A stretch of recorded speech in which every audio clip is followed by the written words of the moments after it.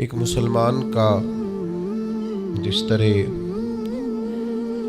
اللہ تبارک و تعالیٰ کے ساتھ ایک گہرا، مضبوط اور سب سے مستحکم رشتہ ہوتا ہے، اور جس طرح اس کا سب سے مضبوط اور مستحکم رشتہ نبی کریم صلی اللہ تعالیٰ علیہ وسلم کی عالی مرتبت بارگاہ کے ساتھ ہوتا ہے، ان مضبوط رشتوں کے ساتھ ساتھ پھر انسان کے تعلقات کے ساتھ ہوتے ہیں، کنبے کے ساتھ ہوتے ہیں، پڑوسیوں کے ساتھ ہوتے ہیں، دوستوں کے ساتھ ہوتے ہیں، استاد شاگرد کا آپس میں رشتہ ہے، پیر مرید کا آپس میں رشتہ ہے، بھائی کا بھائی سے تعلق ہے۔ ان سارے رشتوں کے ساتھ ساتھ انسان کا ایک رشتہ اپنے آپ کے ساتھ بھی ہوتا ہے۔ انسان کا اپنے نفس کے ساتھ، اپنی ذات کے ساتھ بھی تعلق ہوتا ہے۔ نبی کریم صلی اللہ تعالیٰ علیہ وسلم نے ایک لفظ کہہ کے نا کہ تم پر تمہاری ذات کا بھی حق ہے، تم پر کا بھی حق ہے، تو ہم پر ہمارے حقوق بھی نبی کریم نے مقرر فرما دیے۔ جناب عبداللہ ابن عمر خود فرماتے ہیں کہ سرکار نے مجھ سے پوچھا کہ عبداللہ یہ بات ٹھیک ہے کہ تم ہر روز ہی نفلی روزہ رکھتے ہو اور ہر رات ہی نفلی عبادت کرتے ہو؟ تو میں نے عرض کیا یا رسول اللہ صلی اللہ تعالیٰ علیہ وسلم ایسا ہی ہے۔ اللہ کے پیارے حبیب علیہ الصلوۃ والسلام نے فرمایا ایسا نہ کرو۔ وہ نفلی روزہ رکھتے تھے، ہر روز ہر رات نفلی عبادت کرتے تھے، تو محبوب نے ان سے تصدیق کرانے کے بعد فرمایا ایسا نہ کرو، کبھی روزہ رکھا کرو، کبھی افطار کیا کرو، اور فرمایا کبھی نماز پڑھا کرو، کبھی سو جایا کرو۔ کیوں؟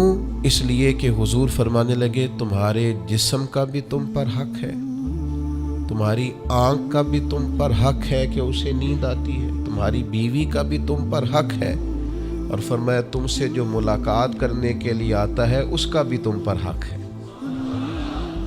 تو یہ لفظ کہہ کے کہ تمہارے اپنے اوپر بھی حقوق ہیں، تمہاری ذات کے بھی تم پر حق ہیں۔ لوگ تصوف اور طریقت کے نام پر بہت مشکل باتیں کرتے ہیں اور بہت مشکل باتیں سناتے ہیں، اور بعض لوگ پھر ان باتوں کا بڑا سخت اور مشکل معنی بھی لیتے ہیں کہ بڑی شدید جد و جہد کرنی چاہیے، ہمیشہ راستہ وہی اختیار کرنا چاہیے جو مشقت والا ہو، ہمیشہ وہی کام کرنے چاہیے جن کے اندر زیادہ دشواری ہو۔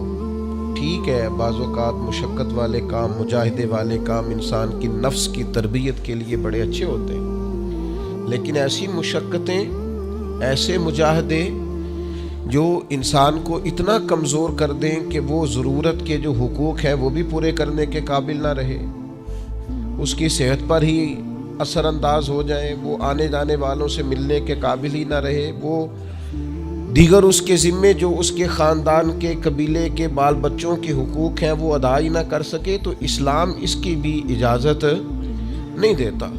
خود ساختہ تصوف اور خود ساختہ طریقت کا جو مفہوم لوگوں نے بنا لیا ہے وہ مفہوم بھی درست نہیں ہے۔ ہمارے بزرگ تھے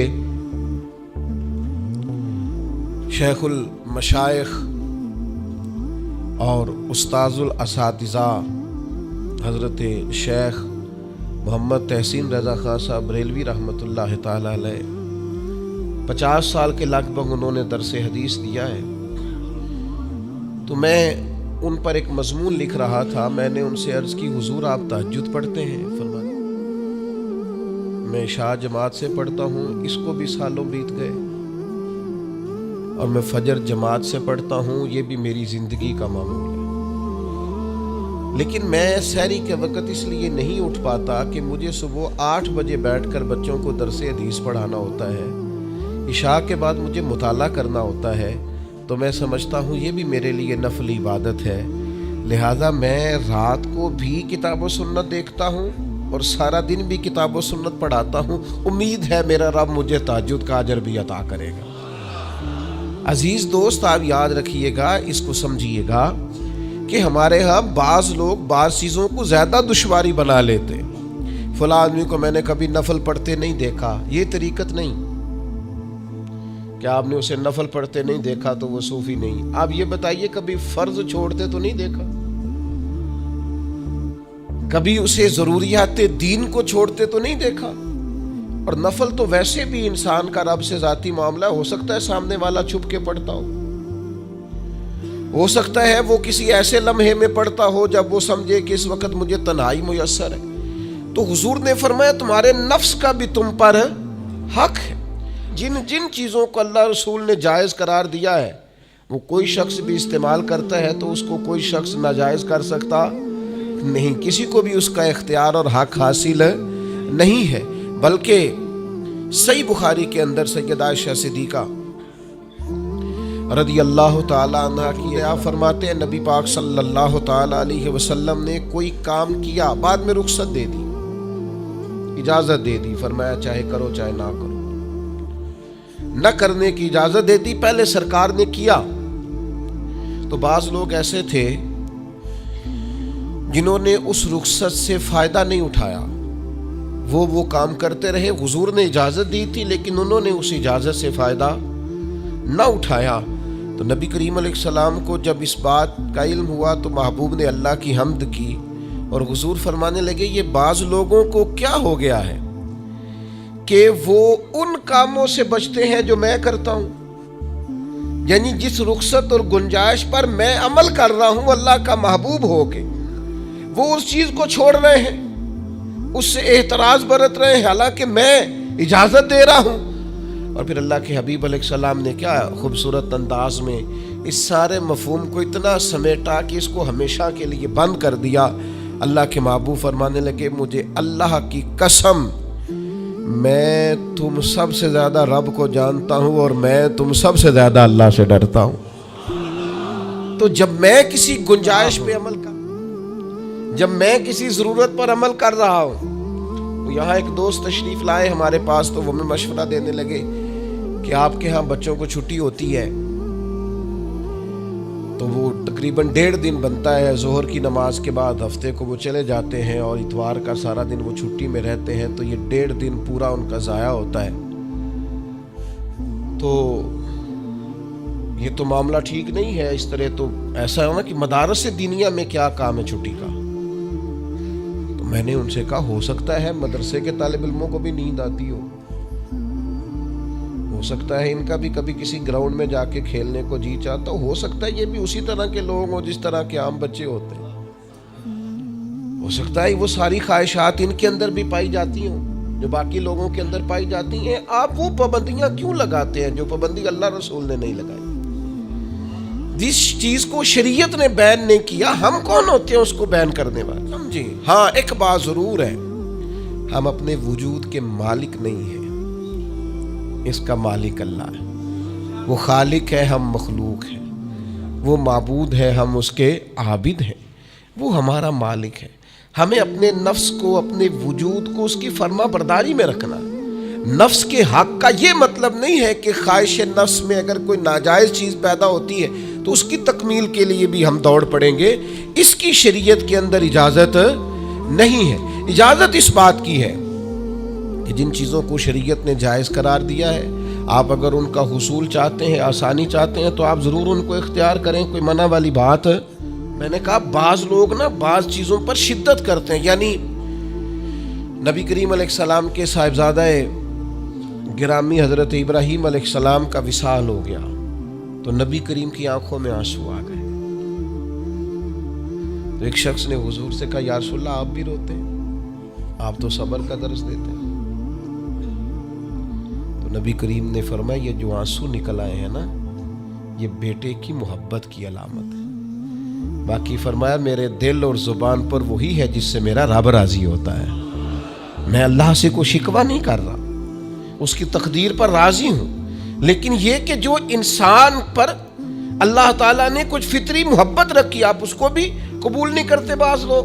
تو کچھ لوگ بعض لوگوں پر زیادہ شدت کرتے ہیں، بعض لوگ بعض چیزوں کے معاملے میں زیادہ شدت کا. حضرت عمر کو نبی پاک نے کچھ نذرانہ دینا چاہا, ہدیہ دینا چاہا. ایک ہے آپ کسی سے مانگتے ہیں, ایک ہے کوئی آپ کو دیتا ہے. ان دونوں باتوں میں وہ جو تحفہ لینا دینا ہے اسے تو حضور نے فرمایا محبت بڑھتی ہے.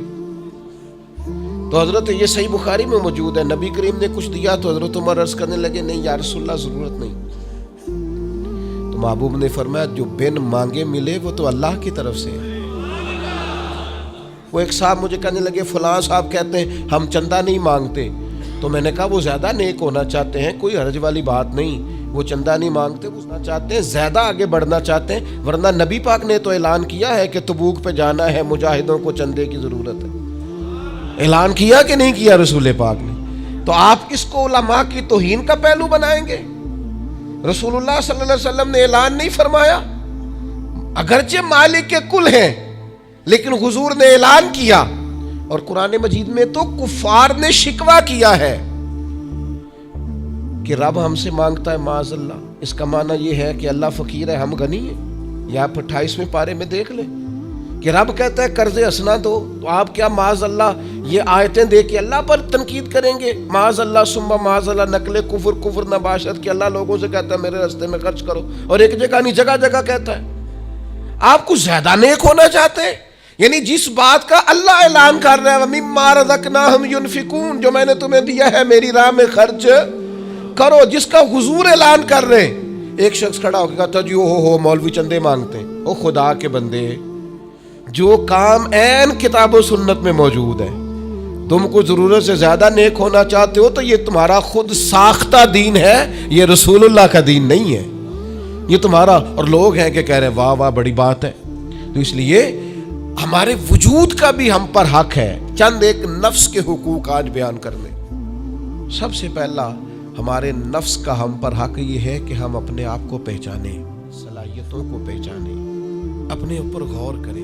قرآن مجید نے ارشاد فرمایا کہ بل الانسان علی نفسہ بصیرہ, فرمایا بلکہ انسان خود اپنے اوپر گواہ ہے, اسے اپنا پتہ ہے. بہانے بنائے تو بات الگ ہے, یہ خود پر گواہ ہے, اسے خبر ہے. انسان عالم اصغر ہے, ہم نہ اپنے آپ کو پہچانتے نہیں, ہمیں اپنی خوبیوں کا پتہ نہیں ہوتا. یہ جو ہم استاذ کے پاس جاتے ہیں نا, یہ جو ہم مرشد کے پاس جاتے ہیں نا, وہ ہمیں نکھار کے نا تو وہ ہماری خوبیاں ہماری آنکھوں کے سامنے کر دیتے ہیں کہ یہ تمہارے اندر صلاحیت ہے. وہ تراش کے نا پتھر کو تو اسے ہیرا بنا دیتے ہیں, وہ نکموں کو کام کا بنا دیتے ہیں. وہ کیا کرتے ہیں کہ وہ ہمیں ہمارے اپنے آپ سے آگاہ کر دیتے ہیں. یعنی ہے وہی تیرے زمانے کا امام برحق جو تجھے حاضر و موجود سے بیزار کرے اور موت کی شکل میں دکھلا کے تجھے جلوہ یار زندگی تیرے لیے اور بھی دشوار کرے. وہ جو تیرا جینا اوکھا کر دے نا, مشکل نہیں میں کہتا, اگرچہ اردو ہے لیکن مشکل اور اوکھا ذرا زیادہ وزنی ہے. جو جینا اوکھا کر دے وہ درویش ہوتا ہے, جو تیرے لیے مشکل کر دے. بھائی اپنے آپ کو پہچانے, اپنے اوپر غور کریں. اللہ تعالیٰ نے بنایا ہے اور بنانے والا کہتا لقد خلقنا الانسان فی احسن تقویم. بنانے والا کہتا ہے میں نے تجھے بڑی بہترین ساخت میں بنایا. او انسان میں نے تجھے بڑا ہی سونا بنایا.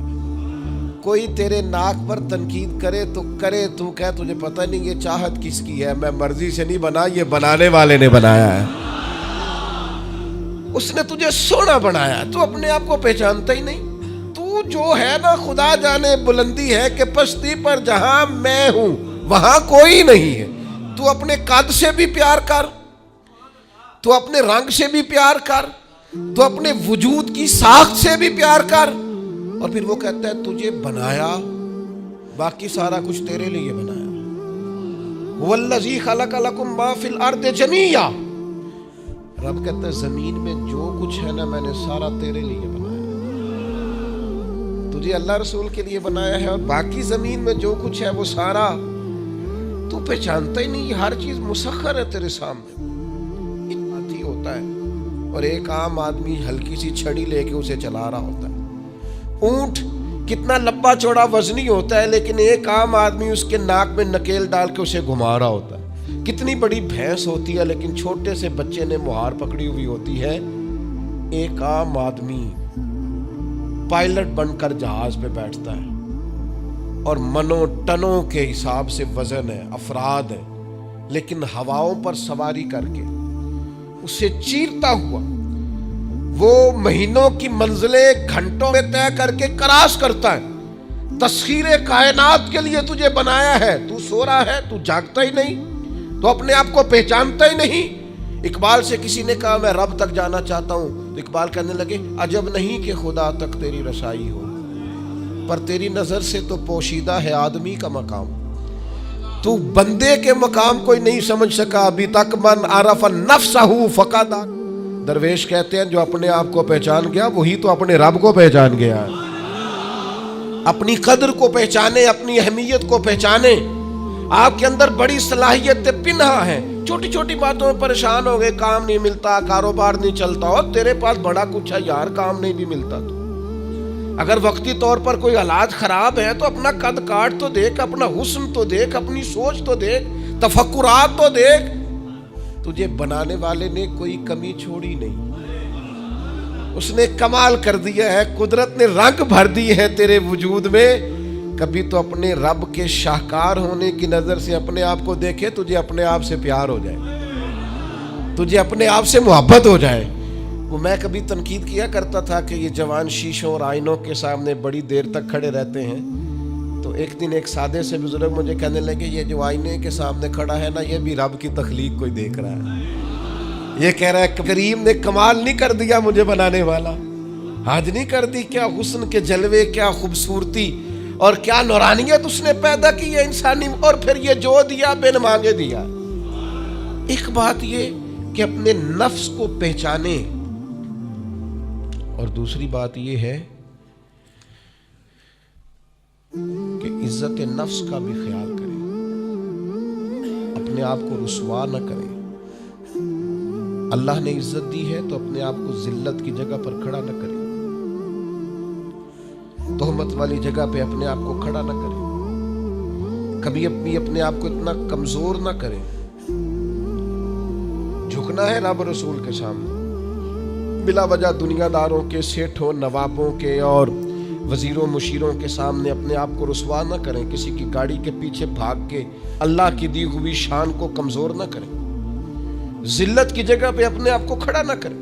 शरीयत इस्लामिया ने मोमिन का वकार क्या बयान किया। रब करीम ने फरिश्तों से जब मशवरा किया था ना बंदा बनाने के लिए, इंसान की तख्लीक के लिए, तो वाइज़ काल रब्बुका लिल मलाइकति इन्नी जाइलुन फिल अर्द खलीफा, अल्लाह ने फरिश्तों से फरमाया मैं जमीन पे अपना नायब बनाना चाहता हूँ।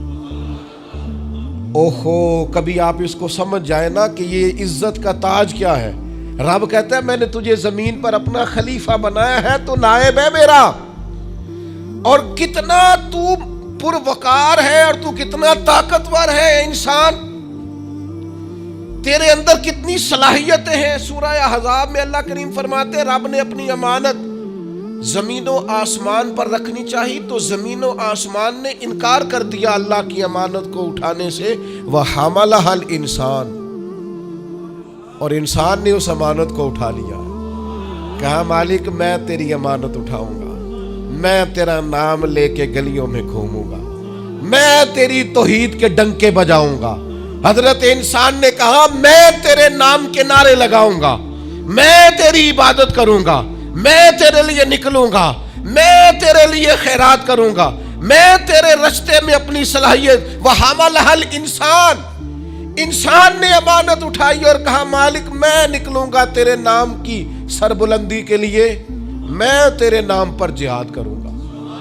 अगर जान देनी पड़ी तो दुआएं मांग मांग के कहूंगा मालिक मैं तेरे रास्ते में शहीद होना चाहता हूं। अल्लाह की अमानत को हजरत इंसान क्यों अपने आप को रुसवाई वाली जगह पे खड़ा करे, क्यों कमजोर करे। बहुत पहले कहा था, फकीरात जो बातें कहता हूँ कोशिश करता हूँ सोच समझ के कहूँ। बहुत पहले कहा था मैंने कि जो अपनी बरादरी को बड़ा जानता है उसकी ज्यादती नहीं, ज्यादती उसकी है जो अपनी बरादरी को सबसे छोटा जानता है। तू बड़ा नालायक है, तू कहता है मैं छोटी बरादरी में पैदा हुआ हूँ, तू मर्जी से पैदा हुआ है। یہاں تجھے تیرے رب نے پیدا کیا ہے. جو ماں تیرے، میں نے ایک دفعہ کہا کچھ دوستوں سے، کہنے لگے کدھر جا رہے ہیں؟ میں نے کہا اپنے والد صاحب کے مزار پہ. کہنے لگے پیر تھے؟ میں نے کہا نہیں. عالم تھے؟ میں نے کہا نہیں. کسی بہت بڑے ادارے میں کسی صدر نشین کی سیٹ پہ بیٹھتے تھے؟ میں نے کہا نہیں. وہ ٹریکٹر پر بیٹھ کر کھیتوں میں ہل چلاتے تھے، شام کو بھینسوں کا دودھ دھوتے تھے. وہ کسان تھے، وہ محنت کرتے تھے. پھر وہ تاجر تھے، چھوٹی سی تجارت کرتے تھے. لیکن مجھے اگر کوئی کائنات میں پوچھے گا نا خوش نصیب کتنے ہو، تو میں کہوں گا میں نے اس طرح کا باپ نہیں دیکھا جس طرح کا اپنا باپ دیکھا. اس لیے کہ میری شخصیت میں اگر کوئی نکھار ہے تو سب سے زیادہ رنگ میرے ابا جی کے بھرے ہوئے. تو میں کیسے انکار کروں؟ سب سے زیادہ ان کے دیے ہوئے رنگ ہیں شخصیت کے اندر، ماں باپ کے. او بھائیوں، ناز کے ساتھ زندگی گزاری جاتی ہے. کبھی اپنے آپ کو رسوائی والی جگہ پہ کھڑا نہ کریں، کبھی اپنے آپ کو کمزور نہ کریں. مضبوط رہیں، طاقتور رہیں. اور تیسری بات، ایک تو اپنے نفس کو پہچاننا ہے، دوسرا اپنی عزت کرنی ہے. کس کی عزت کرنی ہے؟ اپنی عزت کرنی. تکبر نہیں کرنا، اپنی عزت کرنی ہے. عربی کے کسی شاعر نے کہا تھا جو اپنی عزت نہیں نہ کرتا اس کی عزت بھی کوئی نہیں کرتا. اب وہ محاورہ سنا ہوگا، اپنی عزت بندے کے اپنے ہاتھ میں ہوتی ہے. اس کا معنی کیا ہے؟ آپ کبھی بھی کوئی ایسا کام نہ کریں جس سے آپ کی ذلت ہو. آپ اپنی عزت کریں، آپ اپنی تکریم کریں، آپ اپنے وقار کو بلند رکھیں. آپ کبھی بھی اپنے لہجے کو، معیار کو کمزور نہ ہونے. آپ فکری توانائی کا ہمیشہ مظاہرہ کریں، طاقتور رہیں، کمزور نہ پڑے کبھی بھی. اور تیسرا یہ ہے کہ اپنے نفس کی تربیت کریں. جس طرح انسان اپنے وجود کی نشو و نما کرتا ہے نا، وہ کہتا ہے یہ کھاؤں گا تو طاقت ہوگی، یہ کھاؤں گا تو بیمار ہوں گا، یہ کھاؤں گا تو میں فریش رہوں گا، یہ کھانے سے میری طبیعت میں درد ہوگی. اسی طرح وہ اپنی تربیت کرے، اپنی نشو و نما کرے، اپنی روحانی تربیت پر توجہ دے. وہ دیکھے یہ کام کرنے سے میری طبیعت گناہ کی طرف مائل ہوتی ہے، اس بری صحبت میں بیٹھنے سے میرے اندر بعض بری چیزیں آتی ہیں، اس کے پاس بیٹھنے سے سوچے میری گدلی میلی کچیلی ہوتی، اور اس شخص کی صحبت جو ہے وہ مجھے تازہ کرتی ہے، اللہ کے قریب کرتی. تربیت نفس پر توجہ دیں، اپنی باطنی کیفیات کو ملاحظہ کریں. اپنی تربیت سب سے زیادہ انسان خود کر سکتا ہے. بل الانسان علی نفسہ بصیرہ. انسان خود اپنے اوپر گواہ ہے. وہ خود محسوس کرے کہ کہاں کہاں میرے اندر غلطیاں ہیں، کہاں کہاں میرے اندر کمزوریاں ہیں. وہ ان ساری چیزوں پر متوجہ رہے. ڈاکٹر نے دوائی دینی ہوتی ہے، اور دوائی دینے کے بعد وہ کہتا ہے یہ نسخہ ہے اور یہ کھانے کی ترتیب ہے اور یہ آپ کی پرہیز. اب مریض کہے کہ جناب ڈاکٹر صاحب کوئی نظر کریں آپ تاکہ میں نہ نظر سے ٹھیک ہو جاؤں، تو ڈاکٹر کہے گا میری نظر یہی ہے جو میں نے نسخہ لکھا ہے نا، یہی نسخہ ہے، یہ دوائی کھائے. یہ وہ لوگ آتے ہیں پیر صاحب کے پاس، کہتے ہیں کوئی نظر کریں میں نیک ہو جاؤں. بھی پیر صاحب نے نسخہ بتایا نا، 5 نمازیں پڑھو، نماز کے بعد یہ والا ذکر کرو. پیر صاحب نے بتایا نا اس کام سے پرہیز کرو، تو آپ ان بات مانیں، انشاءاللہ اللہ شفا عطا فرمائے گا. آپ اس نسخے پر، وہ پیر فیض الحسن شاہ صاحب رحمۃ اللہ علیہ آلو مہار شریف والے فرمایا کرتے تھے، مرید کہندے نے سانو نمازاں نہ پڑھاؤ، اللہ اللہ نہ کراؤ، ایویں ہی پہنچاؤ. تو کہتے ہیں یہ ایویں والا کام ہو سکتا؟ جو شریعت کے احکام ہے وہ تو سارے کرنے پڑتے ہیں. اور پھر لوگوں کو نا ایسے موقع پہ بابا بلے شاہ جی یاد آ جاتے ہیں. کہتے بلے شاہ نو مرشد ملے ہے تے انہیں ایویں ہی جا بخشایا ہے. او نا نا نا نا 300 پہلی زمین ہوندی سی بابے بلے شاہ دی، انہیں ساری دیتی دی اللہ دی راہ وچ. ایویں جڑا جے نا وہ اے والا ایویں جے. نیرا شیر نہ پڑھو، پیچھے پلٹ کے دیکھو تو صحیح اس شخص نے کمال کیا کیا کیا. مجھے اتنا نظر آ رہا ہے بلے شاہ نو مرشد ملیا جنہیں ایویں جا بخشایا، وہ ایویں ان کی عاجزی ہے، وہ ان کی عاجزی ہے، وہ انکساری ہے. وہ کہتے ہیں بہت زیادہ مشقت نہیں کرنی پڑی، ایک ہی مرشد سے سارا کچھ مل گیا ہے. یہ اس بات کا ترجمہ ہے، اس کی تشریح ہے. من مانی باتیں، من مانی آپ تربیت اپنی کریں، اپنے اوپر غور کریں. اور چوتھا، ہمارے نفس کا ہم پر حق یہ ہے کہ اپنے نفس کا احتساب کریں، اپنے نفس کو اللہ کی رضا کے مطابق ڈھالیں. اس کا محاسبہ کریں۔ جو لوگ حساب کتاب نہیں نہ رکھتے، ہمارا ادارہ ذرا بڑا ہوا ہے تو ہم نے اسپیشل اکاؤنٹ میں پکا بندہ رکھ لیا ہے۔ پہلے ایک دوست کام کرتے تھے رضا کارانہ طور پر، شام کو بیٹھتے حساب کتاب کر دیتے، کمیٹیوں میں ایک شخص کیشیئر ہوتا ہے۔ پھر اب ادارہ بڑا ہو گیا، نظم بڑا ہو گیا، کام بڑا ہو گیا، اب وہ ایک آدمی شام کو اگر بیٹھے گا تو کرے گا نہیں، تو مستقل ایک صاحب ہیں جو ڈیوٹی کرتے، نظام کو دیکھتے، کیونکہ اگر حساب کتاب نہ رہے تو چیزیں ٹھیک چل سکتی۔ سب سے زیادہ وہ تاجر ناکام ہوتا ہے جو کمائی کرے اور خرچ کا حساب ہی نہ رکھے، جس کو پتہ ہی نہ ہو آمدن خرچ میں بیلنس کیا ہے۔ اس لیے حضرت عمر رضی اللہ تعالیٰ عنہ ارشاد فرماتے ہیں اپنا حساب کرو اس سے پہلے کہ قیامت میں تمہارا حساب کیا جائے۔ اپنے نفس کا محاسبہ ضرور، ہم نہ ساری زندگی دوسروں کا حساب کرتے رہتے ہیں، فلاں کہاں سے کماتا ہے، کہاں کھاتا ہے، کہاں پہنچ گیا، کون سی سیاست کی، کس کے پاس اٹھتا بیٹھتا ہے، کہاں سے آتا جاتا ہے، چلاک بڑا ہے، فلاں سے مل گیا، وہ ساری زندگی دوسروں کا خیال رکھتے گزر گئی، اس سے آدھا بھی کبھی اپنا رکھا ہوتا نا، تو بات کہاں سے کہاں پر نفس کرنا اور کتنا کرنا ہے، اس نفس کو قابل بنانا ہے۔ حضرت سیدنا عبداللہ ابن سلام رضی اللہ تعالیٰ عنہ لکڑیوں کا گٹھا، پرانے زمانے کے اندر ایندھن لانا، لکڑیاں اکٹھی کر کے لانا، یہ بھی روزمرہ کی ڈیوٹیوں میں سے ایک ڈیوٹی ہوتی تھی۔ وہ ڈیوٹی آج کل ہم ماہانہ گیس کا بل دے کے پوری کرتے ہیں، یہاں اب بھی اس کی ایک صورت ہمارے پاس ہے کہ بہت سارے لوگوں نے سلنڈر اٹھائے ہوتے ہیں، گیس بھروانے جا رہے ہیں، تو اس سے کچھ عرصہ پہلے یا آج بھی دیہی ماحول کے اندر بعض لوگ شام کو لکڑیاں اکٹھی کر کے لاتے تھے کہ وہ آئیں گی تو کھانا پکے گا ایندھن کے لیے۔ حضرت عبداللہ ابن سلام رضی اللہ تعالیٰ عنہ لکڑیاں اپنی پشت پہ رکھے ہوئے ہیں، گھر کی طرف آ رہے ہیں، تو ایک شخص نے آپ سے کہا کہ جناب حد ہو گئی، گھر میں بیٹے بھی موجود ہیں، غلام بھی موجود ہیں، اور آپ یہ کام خود کر رہے ہیں۔ تو حضرت عبداللہ ابن سلام فرمانے لگے بیٹے بھی موجود ہیں اور غلام بھی موجود ہیں، اور ایک بات اور بھی شامل کر رہا ہوں، اللہ کے فضل سے میرے بچے اور میرے خادم میرے فرما بردار بھی ہیں، بات بھی مانتے ہیں، لیکن فرمانے لگے میرا نفس نہ تھوڑا بڑا ہو گیا تھا، یہ مجھے کہہ رہا تھا تو بہت بڑا آدمی ہو گیا ہے، تو بہت بڑا شخص ہو گیا، تیری بڑی شخصیت ہو گئی ہے، فرمایا یہ جو ذرا لکڑیوں کا گٹھا پشت پہ رکھا ہے نا، یہ رکھا پشت پہ ہے، لیکن ذرا حساب اپنے محاسبہ نفس کر رہا ہوں، اسے سمجھا رہا ہوں کہ اتنا بڑا ہونے کی ضرورت۔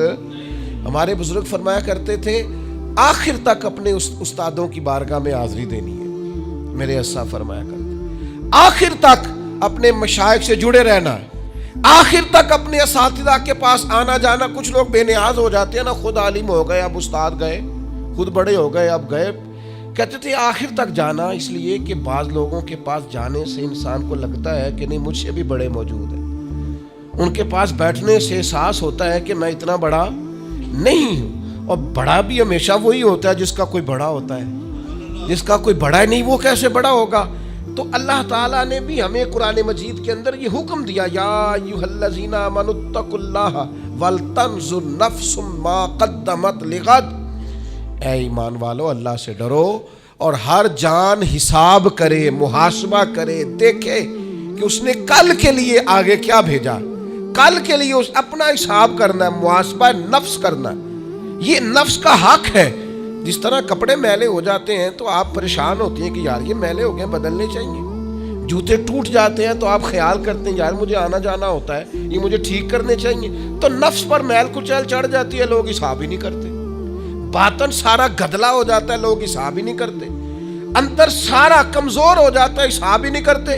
اس نفس محاسبہ کرنا ہے، اس کا بھی حق ہے، جس طرح آپ کے جسم کا حق ہے کہ لباس ٹھیک ہو، جوتے ٹھیک ہوں، آپ نے غسل کیا ہوا ہو، اس طرح آپ کے نفس کا بھی حق ہے۔ اس کا حق کیا ہے کہ اسے اتنا ٹھیک کر دے، اتنا محاسبہ کریں، اتنی اس کی عادات بہتر کریں کہ وہ رب کی رضا کے مطابق ڈھل جائے، اللہ رسول کی رضا کے مطابق دھل جائے، نکھر جائے، صاف ہو جائے، اس طرح کا ہو جائے کہ جب دنیا سے جانے لگے تو آواز آئے یا ایتھا النفس المطمئنہ، اے نفس مطمئنہ ارجعی الی ربک راضیۃ مرضیہ، لوٹ اپنے رب کی طرف، تو اپنے رب سے راضی ہے اور تیرا رب تجھ سے راضی ہے۔ اس نفس کو اللہ کی رضا کے مطابق ڈھال دیں۔